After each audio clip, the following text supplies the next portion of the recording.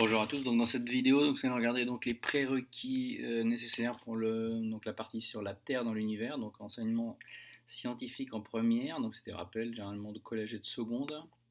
Alors première question, dans le système solaire, donc est-ce que la Lune tourne autour de la Terre? La Lune tourne autour du Soleil, le Soleil tourne autour de la Terre ou la Terre tourne autour du Soleil?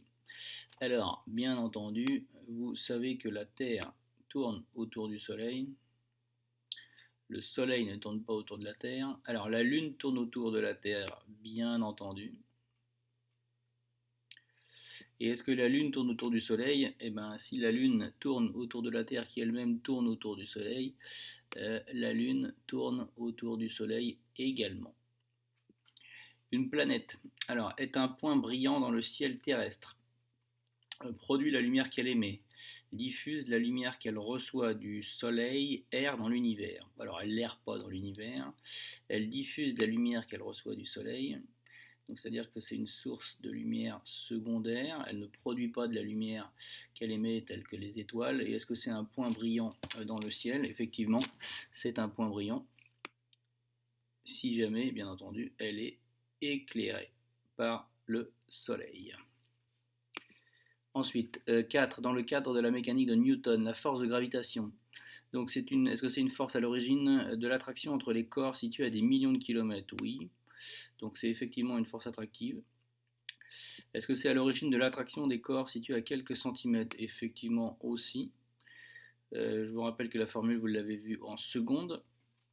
Donc c'est K fois la masse d'un des corps fois la masse de l'autre corps divisé par la distance au carré.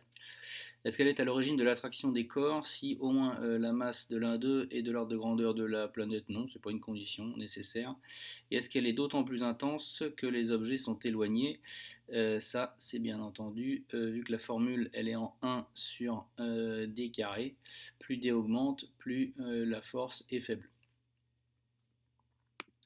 Ensuite, donc la Terre s'est formée donc lors du Big Bang, non. Par accumulation de poussière il y a 3500 ans, non, parce qu'elle serait pas très, serait très jeune. Et c'est en même temps que d'autres corps du système solaire. Donc le système solaire s'est à peu près formé il y a 4,57 milliards d'années. Donc par la fusion nucléaire d'hydrogène, ça c'est une autre histoire. Ensuite, quels sont, si on vous demande, objets célestes? L'univers est composé d'objets célestes très variés. Alors, on va essayer de donner la nature de ces objets. Donc, la Voie lactée. Donc, la Voie lactée, c'est notre, ici, galaxie. Le Soleil, donc c'est notre étoile. Et enfin, la Lune, pour la Terre, c'est par exemple un satellite naturel. Ensuite, le référentiel. Donc les figures ci-dessous représentent les trajectoires de la valve, donc de la roue du vélo. Suivant le référentiel, la forme de la trajectoire peut être différente. Effectivement, si vous mettez un point rouge sur la valve et que vous la regardez donc de là où vous êtes, par exemple votre ordinateur, un point fixe, donc dans ce cas-là, vous allez voir une forme qui va être donc plutôt comme cela. Donc ça s'appelle soit un cercle, soit une cycloïde. On appelle aussi, des fois on dit portion de courbe. Et ben là, on voit clairement que c'est pas donc un cercle, donc c'est une cycloïde. Donc ici, ça, dans ce cas-là, la trajectoire est une cycloïde.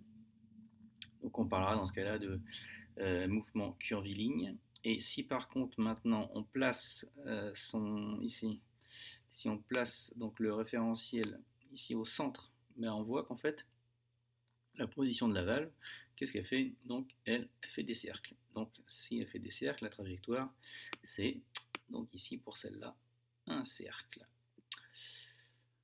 Ensuite, on vous dit calculer une vitesse. Une roue effectue en moyenne 40 tours par minute. La durée d'un tour vaut 1,5 secondes. Quelle est la vitesse?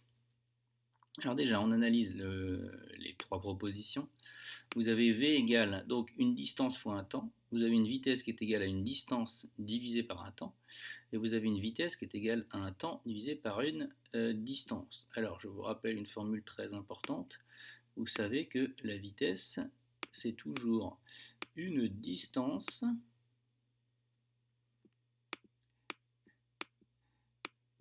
divisée par une durée. Ça, c'est très important. Donc, ça veut dire que quand vous avez ça en tête, une distance divisée par une durée, ben, ça veut dire que vous éliminez tout de suite cette formule-là et cette formule-là. Alors après, on va essayer de voir si cette formule-là est correcte. Effectivement, ici, on vous dit que la distance, ça serait pi fois d. Mais pi fois d, c'est rien d'autre que le périmètre. Ou alors 2 pi fois le rayon, si vous vous rappelez de cette formule-là. Donc la distance parcourue, c'est bien effectivement ici pi fois le diamètre, et divisé par t, puisque c'est la durée d'un tour. Donc là, on a bien la distance parcourue, divisé par la durée donc pour parcourir cette distance, qui est bien donc ici ce qu'ils ont appelé la durée d'un tour. Donc vous divisez les deux, vous trouvez bien 1,4 mètres par seconde. Enfin, on vous dit, lorsqu'on se couche, donc lorsqu'on observe le mouvement du soleil dans le ciel au cours de la journée, sa trajectoire est un arc de cercle d'est en ouest. La communauté scientifique admet pourtant donc, que ce n'est pas le soleil qui se déplace autour de la Terre, mais c'est bien la Terre qui se déplace autour du soleil. Comment justifie-t-on le mouvement apparent du soleil en un jour? Ben ça, c'est donc la relativité du mouvement qu'on a vu tout à l'heure, sauf que cette fois-ci, on se place donc sur un point fixe de la Terre. Donc ici, on est dans le référentiel terrestre. Et comment on justifie ce mouvement apparent? C'est surtout parce que la Terre tourne sur elle-même en 24 heures. Donc en fait, ce qu'on voit, c'est la position du Soleil par rapport à un point fixe sur la Terre, sachant que ce point fixe, il tourne sur lui-même, autour de l'axe des pôles, il tourne sur lui-même en 24 heures. Donc c'est pour ça qu'on a un mouvement apparent du Soleil. Voilà, donc j'espère que les réponses à ces quelques questions vous seront utiles.